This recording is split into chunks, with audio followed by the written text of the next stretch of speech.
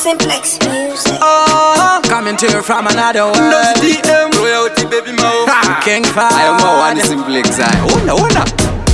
We are the good and grey over you. We are when this embrang man are you. We are when the tambrang man are you. When the petam sana man are you. Sister Betina, Skana kata iso hakuna Utapire kutonga marula Katanzi kakapenga kopula Sister Betina Skana kata iso hakuna Utapire kutonga marula Anga yangu ya kuroga uchida iso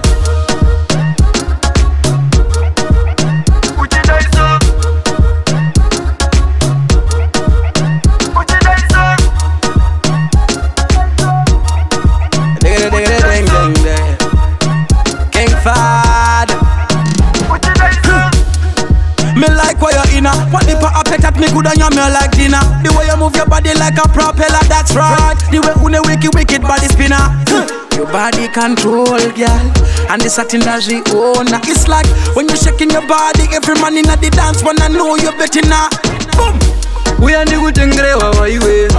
We are when this embrang man are you. We are when the tambrang man are you. When the petam sana man are you.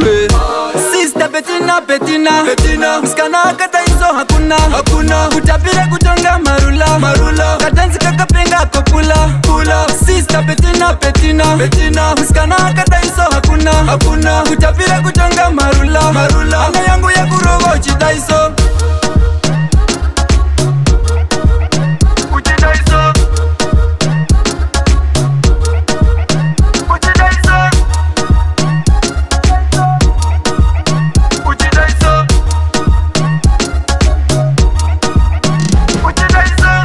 Panda kuona pepinda stika Tambofunga tumepinda kuita Tawana body ya sechi klita Sisi Betita chinja sita Zunza pepi usafunge kumba Vaya katumba ishumba inoruma Aye paita mashura Teshe zinza msaso funduka Uya ni kutengrewa wa iwe Uya wendi zembreng mana iwe Uya wendi tambreng mana iwe Wandi peta msana mana iwe Sister Betina Skana kata iso hakuna Utapire kutonga marula Katanzi kakapenga kopula Sister Betina Skana kata iso hakuna Utapire kutonga marula Anga yangu ya kuroga uchida iso